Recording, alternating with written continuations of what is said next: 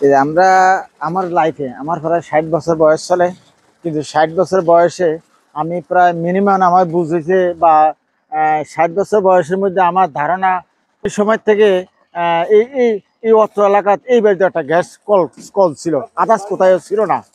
এই আদার্স কলে তো সে সময় এই এই বাড়ির একজন সন্তান এই টিউবওয়েল গাড়ার পরে দেখা যায় পানি একদিন foot foot foot foot foot করে, তাতেই 900 950 ফুট এই ডিপ টিউবটা পাইপের মধ্যে গাড়ানো হওয়ার পরে যে আমনামনে পানি উঠতেছে। ব্যাপার কি আমনামনে পানি উঠতেছে। শেষ পর্যন্ত একদিন এই আমার এই বড় ভাই, নাম ছিল কাজল মাস্টার, ওনার ব্রেনিয়াল লোক ছিল, কুচুরমনা হাই স্কুলের একজন সহকারী শিক্ষক ছিল। ওনার ম্যাচ বাতি দিয়ে খোসা দিয়া ওই পানি ভিতরে লাগাই দিচ্ছে, দেয় যে আমনানে আগুন জ্বলতেছে, তার মাথায় এটা জ্বলছে।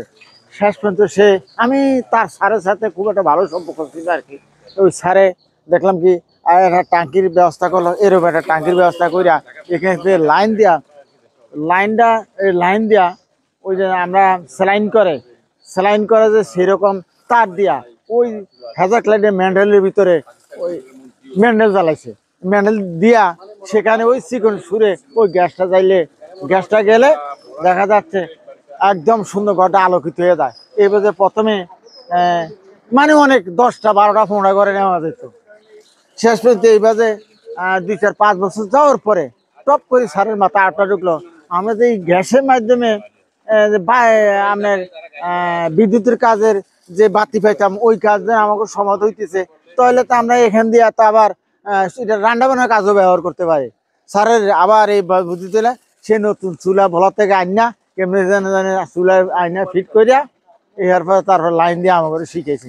তাতে একটা টিউবওয়েলে মিনিমাম 8 থেকে 10টা করে, যদি ভালো প্রোডাকশন হয় 10টা করে মানে রান্না বান্নার কাজ চলে। 10টা 8টা আমাদের এখানে কয়েকটা চুরির ফ্যাক্টরি আছে, তারা আমাদের গ্যাস নেয়, তার বিনিময়ে আমাদের 50% গ্যাস তারা নেয়, 50% আমাকে দেয়।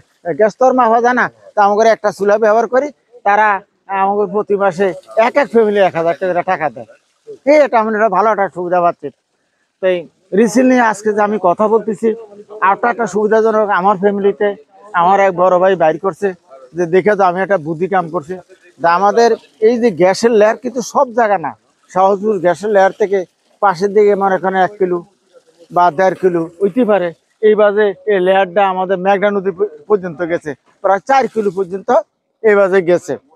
এই সে বুদ্ধি করছে কি যে আমাকে যে পানিটা পড়তেছে ওই ডাব্বার থেকে আমরা আরেকটা ডাব্বার পানি লিছি, সেখানে একটা পাইপ দিয়া জ্বালায় যায়, আবারও গ্যাস পাওয়া যায়। যে পানিটা আবার বাইরে পড়ে যায়, উড়ার ভিতরে কিছু অংশ গ্যাস বাইরে যায়, ওই গ্যাসটা আমরা আবার ওই টাঙ্কির মাধ্যমে ওই গ্যাসটা আবার আমরা ব্যবহার করি।